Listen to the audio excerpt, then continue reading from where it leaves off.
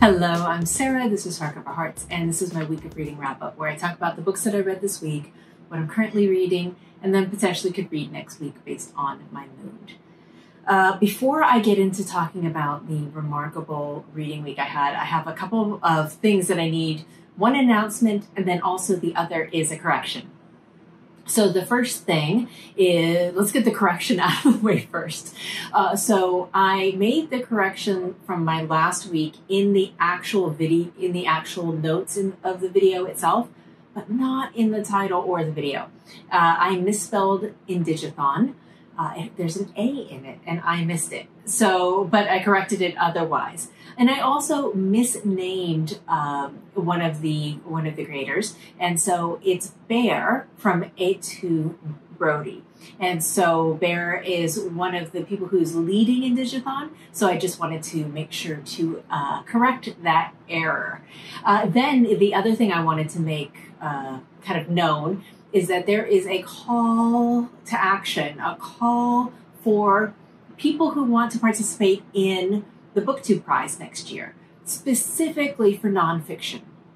So the BookTube prize has been going on for a few years, and it's where the bookish community on here, on Instagram, on Twitter, get together, and we go through a formal process of 4 rounds of reviewing books to arrive at a final book that wins the prize. And we've had fiction and nonfiction, and then this year we want to include translated fiction. And it's all very exciting, but the nonfiction area needs a little support. So if you are a nonfiction reader and you are interested in this wonderful exercise, I'm going to put information below, including the link to sign up. What you would, in essence, need to do is be able to read 6 specific titles in 2 months' time and stack rank them and submit those rankings. And that's it. I say that's it, but you know, for some people, reading 6 books is an entire year worth of reading, but the bookish community, I think we think a little differently. So if that is something that is interesting to you and you are a nonfiction lover, please consider joining in, because it is a lot of fun and we want it to continue and continue to grow. Okay, so those are the 2 things I wanted to talk about. Now let me get into what I read, because this is one of those weeks where when you are a big reader, like a really massive reader, you have these serendipitous moments where books seem to be communicating to each other. And whether intentional or not, I certainly did not pick these with this intention of things linking together, and yet they have. And so I'll kind of explain all of that, but I love it when this happens. So it just makes me quite excited to see it coming and be able to explain it. So let me get started with what I did read. So the first thing I finished, this is The Lonely Londoners by Sam Selvon. This was published in 1956, and it's set in London in the 50s. We open, I think I talked about it last week, Moses is a Trinidadian who lives in London, and somehow, even though he's not really big into the community, he has been tasked over and over and over again with being like the welcomer that greets people when they come off the boat from the West Indies. And so there was a big migration from the West Indies to England during this time. And this is an examination through the lens of multiple different characters of their lives and their expectations, their disappointments, the frustrations, the shock in some cases, and how they survive, now living in a place that is very different than they were always told and always expected. And in some cases, this was just rich and interesting. There's, as I mentioned, many characters. We have Moses, who is the gentleman that we first get introduced to, and then Galahad, who just seems kind of happy-go-lucky, like just kind of stumbling around. I was wondering if the story was going to continue with the two of them, but it actually branches off and we meet many more characters, including one of my favorites was Tanti. And Tanti was an aunt that surprised one of the people who was also waiting at the shore. So a man sent for his mother to come, and his mother shows up with an extended family. And he was not at all, he was already struggling to how was he going to take care of his mother in London, but then to bring the entire rest of the family. So all of a sudden, it's intense. It's intense. Well, this woman is someone who just seems to kind of create her own narrative and creating her own milieu wherever she goes. And she, even though she doesn't really leave a small radius in London, she definitely dominates, and she definitely becomes a character that people know and changes the lives of people in this area, which is really fun to read. But she does know that this is London, and she does a little bit yearn to push herself, but is nervous about going too far outside this little confines of what she has built for herself in the community that she's created. So there is a story of her kind of venturing out, which is quite amusing. And then unfortunately, there is a little aspect to this that one of my commenters is so smart with the best name, Recently Seen Reading. She pointed out in the last video, she said, the sexual politics are a bit dire. And man, truer words were not spoken. There's a lot of misogyny here, and there's a lot of one character specifically named Cap, who is kind of a hustler, a grifter, and he always has a woman that he's stringing along and leveraging, and has women everywhere, and isn't settling down. He'll settle in a place and then he skips out on the bill and goes to a different part of town. And this is just kind of his MO.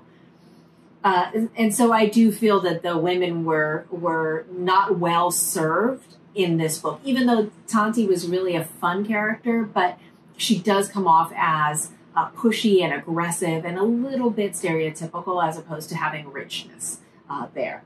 But the richness exists in the characters and in London as a very different London than we are used to seeing because it's through the eyes of these West Indians who have come to the motherland, come to England, and to take part in the progress that they expect there.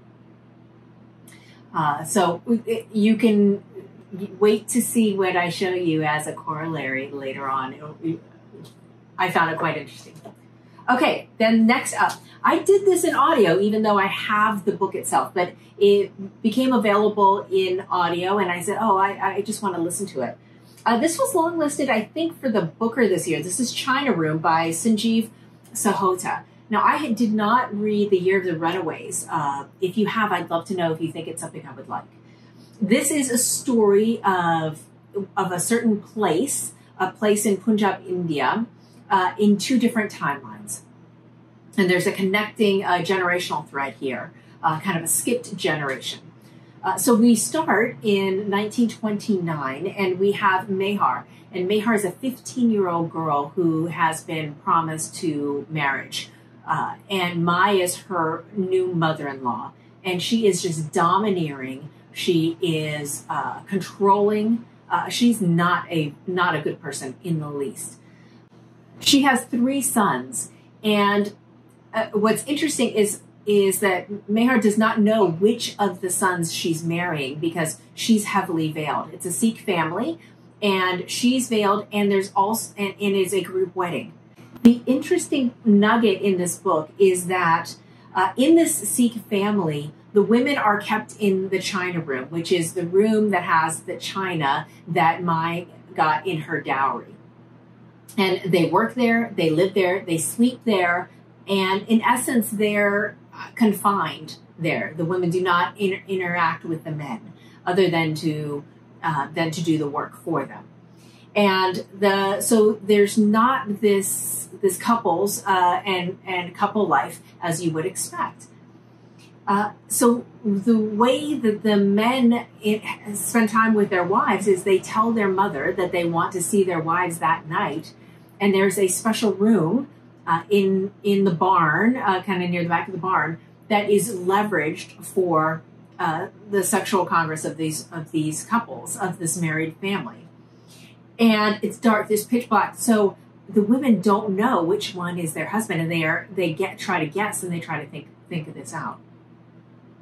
Well, Mehar thinks that she figured it out, but she thinks wrong. And that has interesting consequences as she's learning to be a wife in this strange environment. And it's at the same time that there's conversations of British rule, breaking away from British rule and independence. So here's someone who's completely dependent, but hearing these conversations that are going on.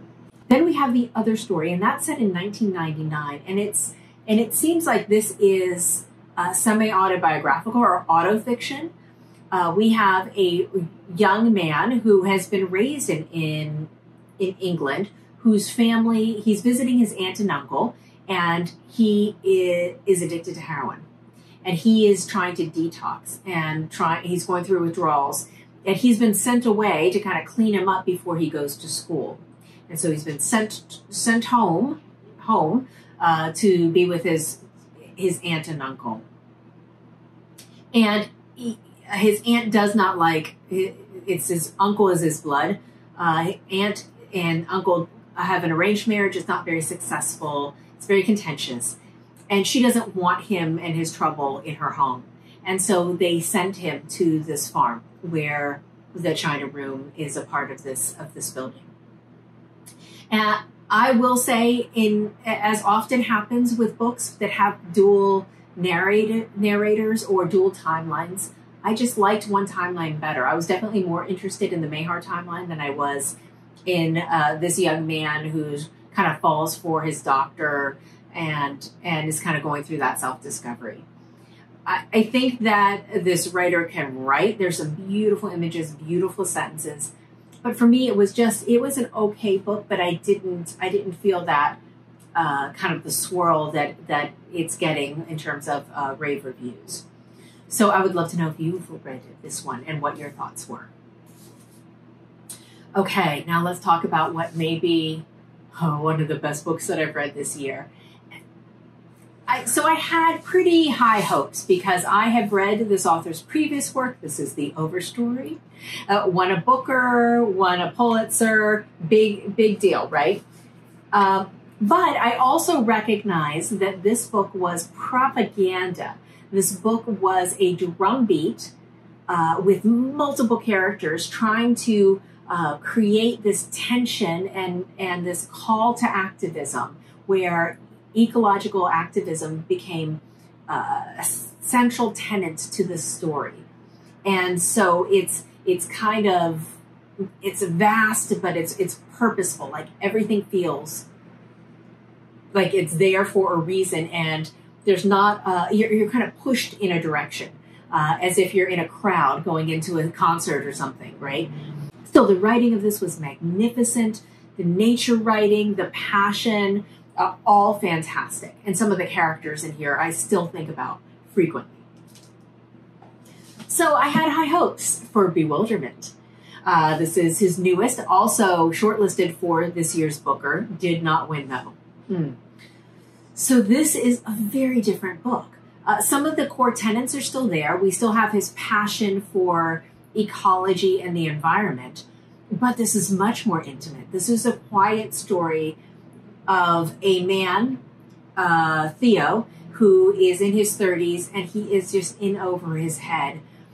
His wife has just died, and they have a son who is diagnosed on the spectrum. He has some behavioral issues. He's very intelligent and cares very deeply, but doesn't have control of his emotions. And because of that, acts inappropriately, or is very, very hard to calm down and to think and to process. And so once he's in a state, the fever pitch just amplifies, and it takes him a long time to wind through that kind of process. And we open with this gorgeous camping trip that he's taken his son on. And he's taken his son on this trip because there was an incident in school. And so he's trying to give his son a reset and doing it in the way that he knows best, which is going into nature. We see the struggle that Theo has trying to raise Robin in a way that keeps his interest, that keeps his intelligence, that keeps him open to the world, but at the same time finding ways to calm him down and to teach him how to control some of these more intense emotions that he feels, and especially how he expresses them. But he's adamant he does not want to put his son on drugs, and there were medicines, and especially because the medicines he's received different diagnoses for his son, and so he knows he would be experimenting with his son by putting him on these medicines, and he just doesn't want to do that, which I think is incredibly noble. But it means that he also has to be very present for his son and continuously there. He is an astrobiologist, which means that he studies the life on different planets and in the cosmos. And they have this wonderful relationship where they talk about planets every single night, and his son will say, "Give me a planet." And we hearken back to the art of storytelling, and the stories soothe Robin, and they calm him, and they give him something to imagine, and they open up portals in his mind. There is another incident that happens in his school, and it's serious enough that the administration is thinking of calling in some help for Theo, and he's terrified of this. And realizes that he does need some help. His wife was friends with someone that she used to go birding with. And this man has created a way to do neural feedback in a machine that helps to calm, but helps to trace and create good neural pathways in the brain that stimulate the best feelings, the best thoughts, the best reactions. And he offers to help Robin. And in lieu of taking medicine. Now, Theo knows about this because he and his wife were participants in this experiment when it first started. And so he knows what could be there. One of the things about Robin is that he really loves hearing stories about his mother. So knowing that his mother had done this draws this connection between them. And it does remarkable things to his brain and his sense of equanimity in the world and connection and letting go of fear and being one with the world and out in the world. But it also taps into something and amplifies his empathy. And with very, very interesting consequences. I don't want to say any more because I don't want to spoil anything. But there's a lot of Zen in here. There's a lot of science, a lot of nature, a lot of the idea of both imagination out in the world and then pulling that in and going deep inside yourself to find depths of introspection and self-knowledge. So it's an exploration both of the galaxies and who we are inside. This book was so beautiful and so painful and so tender. And the ending was so intense, but so beautiful.